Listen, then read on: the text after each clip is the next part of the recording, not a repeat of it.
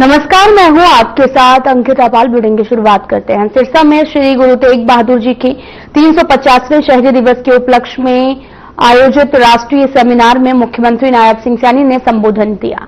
इस मेक पर आपको बताते चले कि सीएम सैनी ने कहा कि गुरु तेग बहादुर जी के धर्म और राष्ट्र की रक्षा के लिए अपना बलिदान दिया। उन्होंने यह भी कहा कि गुरु तेग बहादुर जी की शिक्षा केवल इतिहास की किताब नहीं बल्कि भविष्य का ब्लूप्रिंट है। इस अवसर पर देश के कई प्रांतों से आए हुए संत विद्वानों का स्वागत और अभिनंदन किया गया है।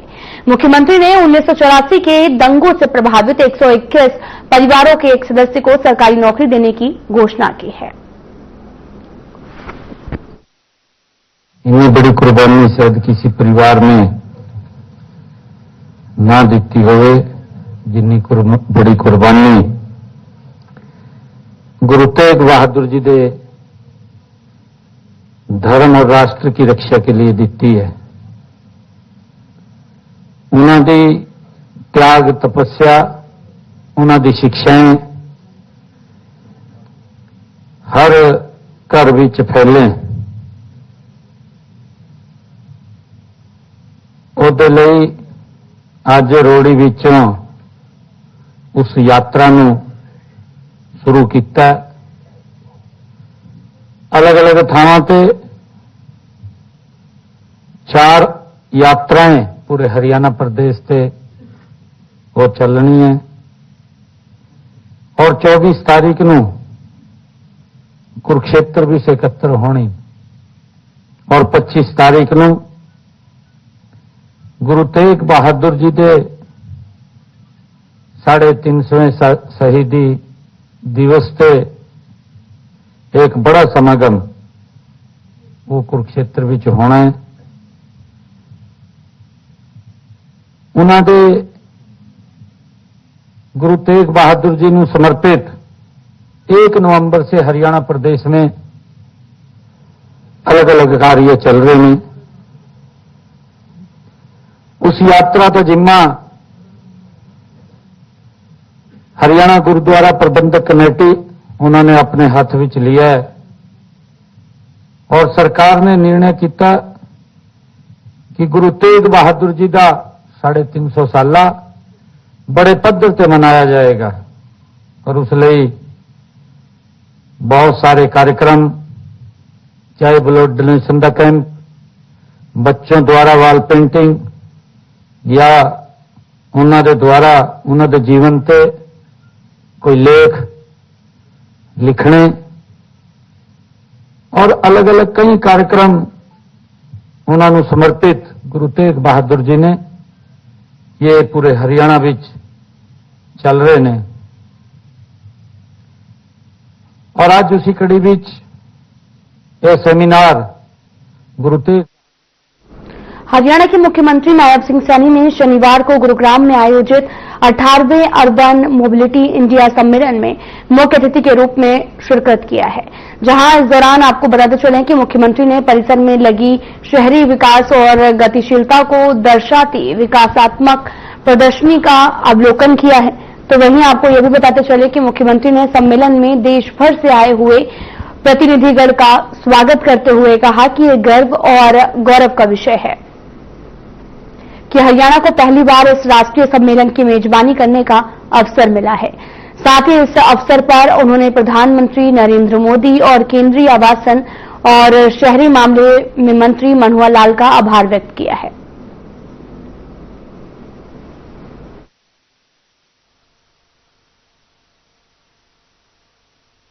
साथियों, यह तेज रफ्तार रेल नेटवर्क दिल्ली, गुरुग्राम, करनाल और जेवर अंतर्राष्ट्रीय हवाई अड्डे को ये सीधे जोड़ेगा और इससे राष्ट्रीय हमारी राजधानी क्षेत्र में एक नया आर्थिक गलियारा वो तैयार होगा और लोगों को सुरक्षित, आरामदायक तथा ऊर्जा कुशल यात्रा का विकल्प भी मिलेगा।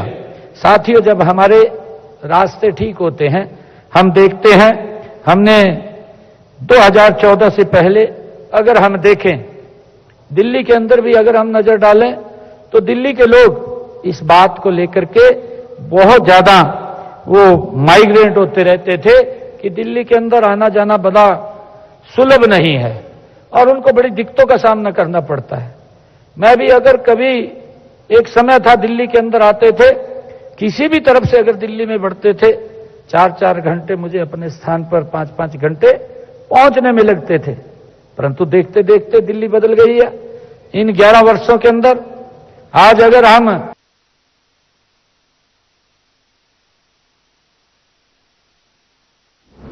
पानीपत जिले के गांव ग्वालदा से किवाना तक रन फॉर यूनिटी यात्रा का आयोजन किया गया है। इस मौके पर गांव ग्वालदा में विशाल जनसभा हुई और कार्यक्रम के मुख्य अतिथि केंद्रीय ऊर्जा, आवास एवं शहरी विकास मंत्री मनोहर लाल रहे, जबकि पंचायत मंत्री कृष्णलाल पवार और विधायक मनमोहन बढ़ाना और साथ ही बीजेपी नेता गजेंद्र सलूजा भी मौके पर उपस्थित रहे। केंद्रीय मंत्री मनोहर लाल ने कहा कि देश भर में आत्मनिर्भर भारत संकल्प यात्राएं निकाली जा रही हैं। उन्होंने कहा कि स्वदेशी वस्तुओं के उपयोग से ही भारत आत्मनिर्भर बनेगा। वंदे मातरम राष्ट्र जागरण का गीत है जिसने देश को एक सूत्र में बांधा। उन्होंने कार्यकर्ताओं से देशभक्ति और राष्ट्रवाद की भावना के साथ विकसित भारत के निर्माण का संकल्प लेने का आह्वान किया है।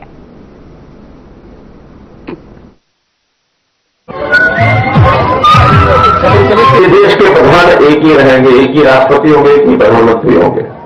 लेकिन जम्मू कश्मीर में अभी पिछले दिनों तक वहां का संविधान अलग चलता रहा, वहां का निशान अलग चलता रहा।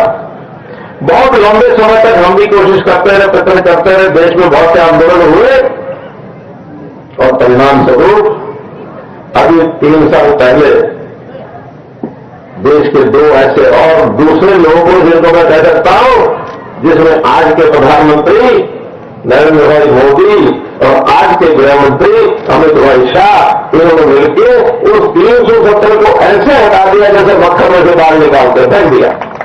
नहीं मानेंगे आपके 370। बहुत डराया गया कि अगर 300 का हटाओगे तो कौन खराब हो जाएगा, ये हो जाएगा, वो हो जाएगा। किसी के खरोच आई का पता ही नहीं लगा। तो बेटा ये होती है देश के प्रति नीति की बात, देशभक्ति के जो संस्कार हो तो ऐसे सारे काम हो जाते हैं। बहुत काम किया, आज भी गिराना लगे तो बहुत काम है, लेकिन अब तो मैं इतनी बात कहते बात समाप्त करूंगा कि वो सरदार वल्लभ पटेल को देश के बाकी कांग्रेस के लोग तो भूल गए, लेकिन जब अपनी सरकार आई एनडीए की, भारतीय जनता पार्टी की, तो हमारे लोगों ने तय किया कि सरदार वल्लभ भाई पटेल, इनका नाम हमेशा नई पीढ़ियों को याद रहे, प्रेरणा मिलती रहे।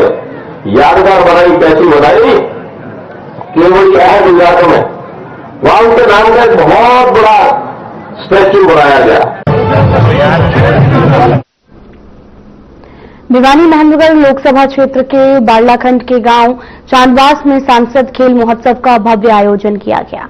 कार्यक्रम में मुख्य अतिथि के रूप में सांसद चौधरी धर्मवीर सिंह ने शिरकत की है और महोत्सव का उद्देश्य ग्रामीण युवाओं को खेलों के प्रति प्रेरित करना है, खेल प्रतिभाओं को प्रोत्साहन देना रहा। कार्यक्रम की शुरुआत दीप प्रज्वलन से हुई, जिसके बाद में छात्राओं ने सांस्कृतिक प्रस्तुतियों के माध्यम से खेल भावना और राष्ट्र प्रेम का संदेश दिया है। अपने संबोधन में सांसद धर्मवीर सिंह ने कहा कि प्रधानमंत्री नरेंद्र मोदी का सपना है फिट इंडिया, स्वस्थ है स्वस्थ भारत, और उन्होंने युवाओं से नशे से दूर रहने और खेलों में भाग लेने का आह्वान किया। महोत्सव में कबड्डी, वॉलीबॉल, कुश्ती, खो-खो, दौड़ और रस्साकशी जैसी प्रतियोगिताएं हुई। अंत में विजेता टीमों को पुरस्कार देकर सम्मानित किया गया। कि सारा देश फिट इंडिया के नाम से और खासकर ग्रामीण खेल कूद, क्योंकि अपना हरियाणा तो सबसे ज्यादा खेल के अंदर हिस्सा लेता है। जब कभी भी ओलंपिक हो, कॉमनवेल्थ हो, एशियाड हो, यानी राष्ट्रीय स्तर से लेकर अंतर्राष्ट्रीय स्तर तक हम लगभग 1/3 मेडल जीतते हैं। और प्रधानमंत्री जी की सोच के मुताबिक देश में 543 सीटें हैं लोकसभा की, राज्यसभा हो या लोकसभा का सदस्य, सभी सांसद अपने अपने गांव में विधानसभा वाइज और फिर पार्लियामेंट, इसी प्रकार का ये खेल, क्योंकि कल हमारा नारनौल है आखिरी, और उसके बाद मेरी इस कमेटी से डिस्कस करके कहूंगा मैं पहुंचला कहां टेबलवा में सुबह की 14 बजे फैसला करें 29 और 30 तारीख को क्योंकि तीनों जिलों में बड़ा स्टेडियम केवल भिवानी में है।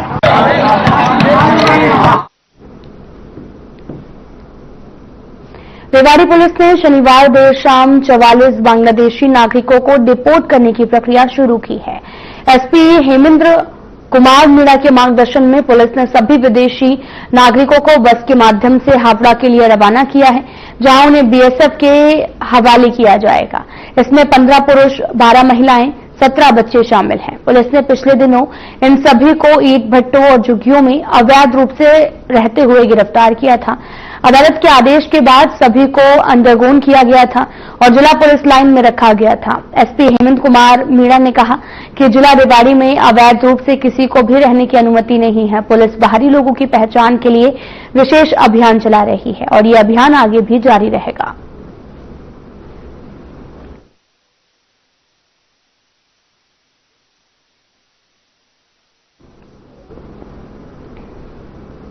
नूंह जिले के पिनगवा कस्बे में राजीव गांधी खेल स्टेडियम में ऐतिहासिक एक दिवसीय कुश्ती दंगल आयोजित हुआ और इस भव्य दंगल में अलग अलग जगहों से आए पहलवानों ने अपनी ताकत और कौशल का प्रदर्शन किया है।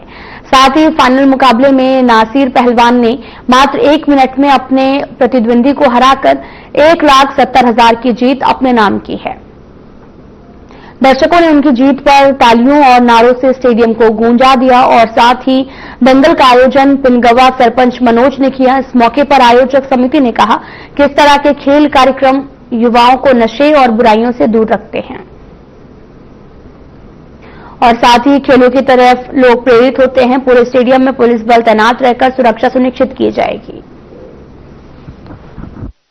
तो खुदा के वास्ते इनकी बात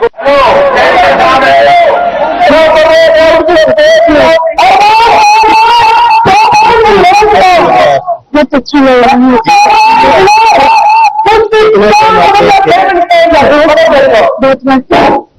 किस किस से मुकाबला है?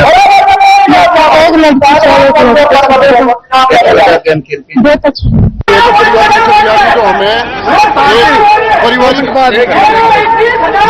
जो हमारे जो परंपरा चली आ रही है, जो हमारे बाप दादाओं से मेरे बाप के जो चाचा हैं मुश्ताक पहलवान हैं, हैं और ये मेरे दादाजी हैं, ये भारत कुमार भी रहे।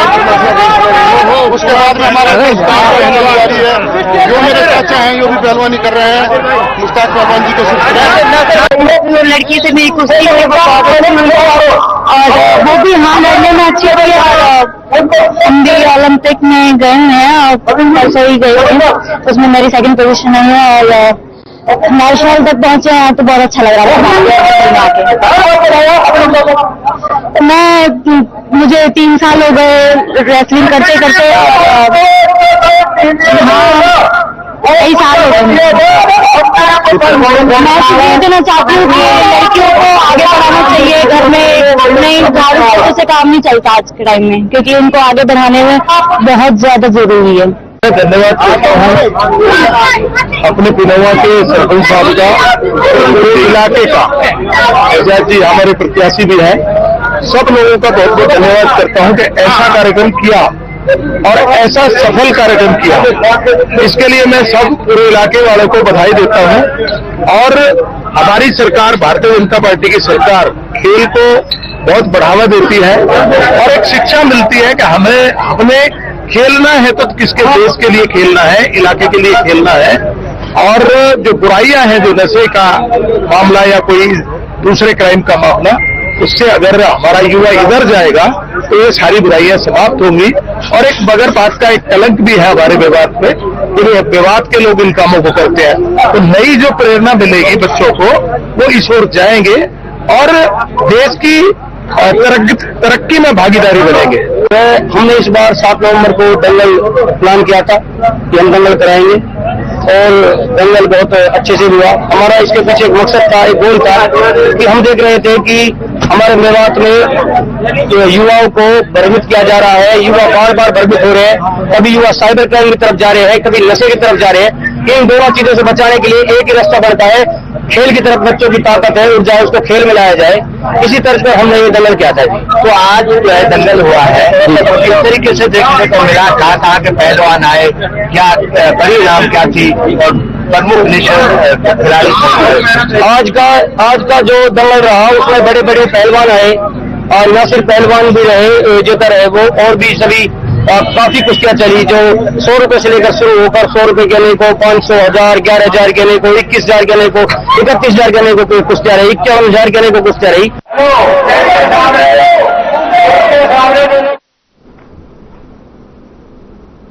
रेवाड़ी में उस वक्त एक बड़ा हादसा होने से टल गया जब रेवाड़ी के कर्णावास स्थित इंडियन ऑयल के तेल डिपो से इंडियन ऑयल का एक टैंकर रोहतक के लिए रवाना हुआ। जैसे ही टैंकर गांव कमालपुर के पास पहुंचा तो उसमें अचानक से आग लग गई। इसके पहले ही ड्राइवर कुछ समझ पाता, आग ने टैंकर के केबिन को पूरी तरीके से कब्जे में ले लिया। तो वहीं ड्राइवर ने टैंकर से कूदकर अपनी जान बचाई है और तुरंत 112 पर इसकी सूचना दी। तो वहीं हादसे की और जानकारी देते हुए फायर ऑफिसर मामन चंद शर्मा ने बताया कि 1145 आपको बताते चले कि 1135 पर उन्हें सूचना मिली थी इंडियन ऑयल के टैंकर में आग लगी हुई है।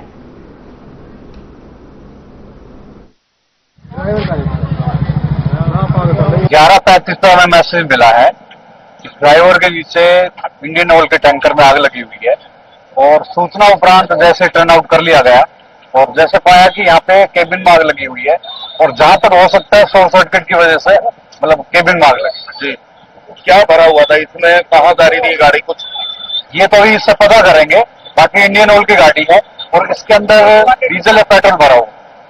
अगर गाड़ी टाइम पर नहीं पहुंचती हो सकता है ज्यादा नुकसान हो जाता है।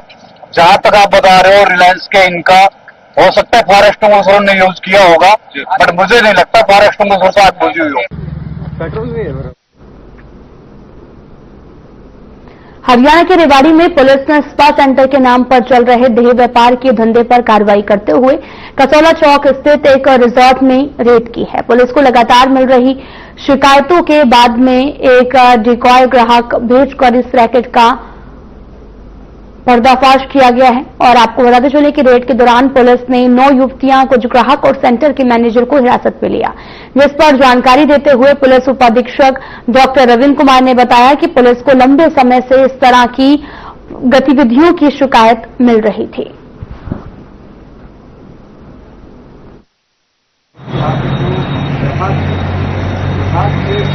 अधीक्षक रेवाड़ी द्वारा एक टीम का गठन पहले ही किया गया था कि जो भी इस तरह की मुद्दे तुरंत कार्रवाई करें। और यहाँ पे रेड करने के दौरान हमें लगभग 9 युवतियाँ जो कि हरियाणा की और हरियाणा से बाहर की युवतियाँ और उसके अलावा कुछ ग्राहक यहाँ पे मिले और मौके पे हमने जो यहाँ पे संचालक था उसको राउंड अप किया है और उसके साथ साथ जो यहाँ के और वर्कर्स हैं उनको भी राउंड अप किया है। अभी पूरे के पूरे एक बार संक्षेप में एक बार इनकी पूछताछ जारी है।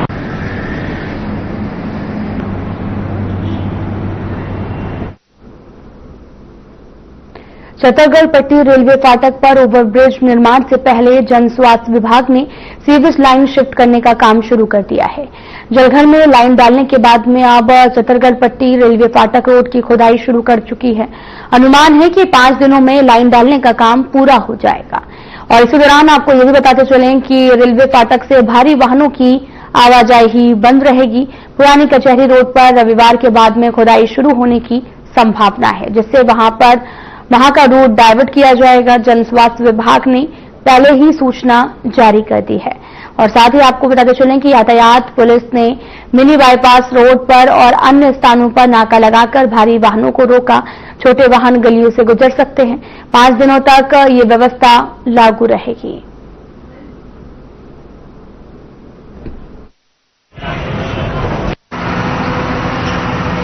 ये सीवरेज की लाइन यहाँ से आरओबी बन रहा है, उसके लिए सीवरेज लाइन शिफ्टिंग का काम चल रहा है। इसके लिए वैसे तो ट्रैफिक डाइवर्जन का और सब नोटिस दे दिए गए थे, लेकिन अभी तक ये थोड़ा ट्रैफिक तंग कर रहा है। इसको टोटली क्लोज करके ये काम होगा। एक मारने के द्वार में न्यूज में भी आ चुकी है ये चीजें और काम चल रहा है। 5 दिन का क्लोजर लिया गया इसमें। ये सीवरेज की लाइन कल रेलवे इधर से जाती थी, जहाँ अपना आरओबी बनना है यहीं पे। आरओबी के लिए लाइन शिफ्ट हो रही है, यहाँ से डायगोनल क्रॉस होके और ये फिर सीधी जाएगी, आगे कनेक्ट होगी।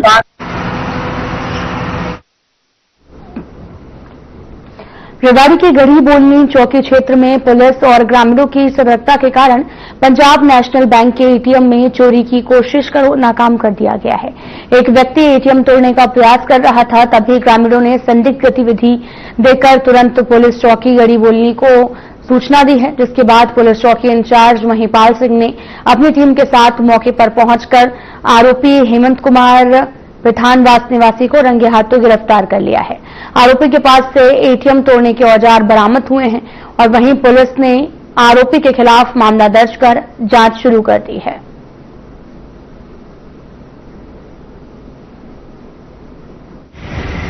मैं प्रीतम सिंह, मैनेजर गढ़ी बोलनी, गांव अपना बठेड़ा जज्जर डिस्ट्रिक्ट में। आज हमारे एटीएम में हेमंत नाम बताया जा रहा है जिसका पिथनवा से, उसने हमारे एटीएम को लूटने की कोशिश की और जैसे ही हमें पता लगा भाई गांव के लोग, एक सरपंच साहब जयपाल जी, उनको पता लगा कि भाई ऐसे जैसे एटीएम पे छीनिया तोड़ा बज रहा है, तो उन्होंने मेरे को फ़ोन किया और पुलिस चौकी में भी फ़ोन किया। मेरे पहुंचने से पहले ही आज बहुत अच्छी बात है कि पुलिस मौके पे बहुत जल्दी पहुंच गई और उन्होंने उसको वही दर पहुंचा और अब हमारा भाई एटीएम कैश सेफ है, लेकिन क्या है एटीएम उन्होंने डैमेज कर दिया है और इसके खिलाफ सख्त कार्रवाई की जाए। एटीएम पाड़ने घटना हुई है, हमने उसको मौके पर ही पकड़ लिया है। कैश नहीं ले जा पाया और मशीन तोड़ नहीं पाया था सर, उसको काबू कर लिया। हेमंत नाम है इसका और एफआईए मैनेजर ने दरखास्त दे दी है, कार्रवाई बल में लाई जा रही है। सर कहाँ का है ये पिछड़वास का है। तो क्या इसके तो पहले भी कोई आरोप है? ना पहले कोई आरोप नहीं है, नशे का आदि है, चंडीगढ़ रहता है और इसको हमने काबू कर लिया है। एफआईआर दर्ज करके इसको उचित कार्रवाई करेंगे। सर एटीएम में कितना लगभग कैश बताया जा रहा है? इसमें मैनेजर ने बताया है, हमने जो है 2 दिन पहले 24 लाख रुपए डाले थे, वो तो चेक करने के बाद पता चलेगा उन्होंने कितना यूज हो गया, कितना बकाया है। सर कैसे पता लगा कि आरोपी एटीएम पाड़ रहा है? उसमें जो है गांव में है, ये गांव में एटीएम होने की वजह से पड़ोसियों ने जो है फोन किया, पुलिस मौके पर पहुंच गई, पुलिस ने इसको काबू कर लिया। सर जिस तरह से एटीएम में बताया गया गार्ड वगैरह नहीं होते हैं या जिस तरह से, इनको क्या अपील करेंगे? इनको नोटिस देंगे, हम इनको नोटिस देंगे, अगर गार्ड नहीं लगाते तो भी कार्रवाई करेंगे। फिलहाल वीडियो में इतना ही। नमस्कार।